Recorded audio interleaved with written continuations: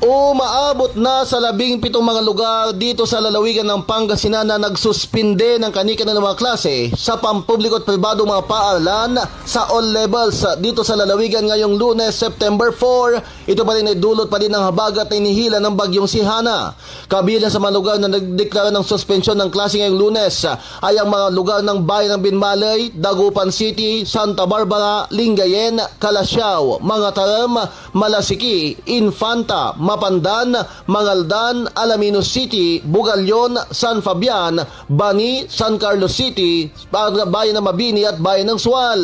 Nakakaranas pa din kasi ng mga malalakas sa mga pagulan hanggang sa mga nito ang ilang bahagi ng lalawigan ng Pangasinan habang malalim na pagbana din ang naranasan sa Dagupan City, bayan ng Calasiao at Santa Barbara dahil pa din na mataas sa level ng tubig ng mga kailugan partikular ng Marusay at Sinukalan River. Sa uling talakasin ng otoridad, umabot na sa 7.50 meters above sea level o nasa above critical level ng tubig sa Sinukalan River. Samantala sila mga lugar kagaya ng bayan ng Lingayen, may mga pagtasa din ng tubig sa ilang mga barangay doon dahilan upang suspindi ng klase maging pasok sa hanay ng pamahalaan.